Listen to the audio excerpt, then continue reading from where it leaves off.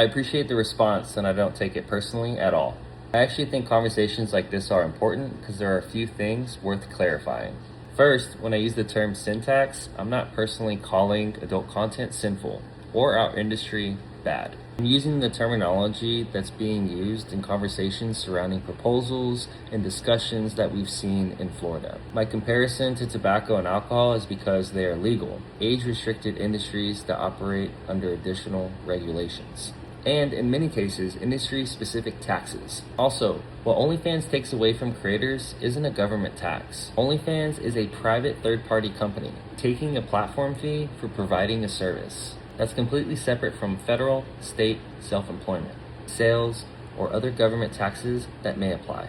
And this is where my bigger point gets lost. I'm not arguing that creators aren't already responsible for taxes. Of course we are. I'm talking about where I believe this industry is eventually heading.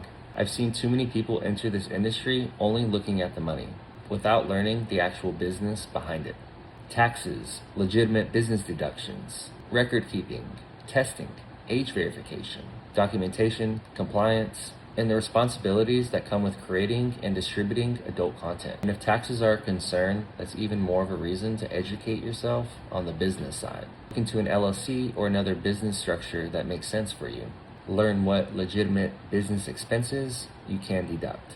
Keep records and talk to a qualified tax professional. There are legal ways to structure a business and reduce taxable income without simply ignoring your tax responsibilities. Personally, I wouldn't be against reasonable licensing or stronger guidelines for people and businesses distributing adult content in the future, as long as they're fair and don't make it impossible for independent creators to operate.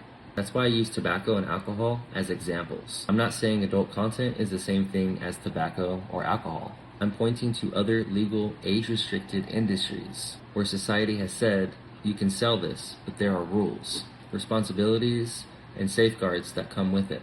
To me, if we want adult content creation to be respected as a legitimate business, then we also have to be willing to treat it as a legitimate business. That means understanding not only how to make money from it, but the responsibilities, regulations, and the protections that should go with it. People can absolutely disagree with me with how those regulations should actually look like. That's part of the conversation that I'm trying to have.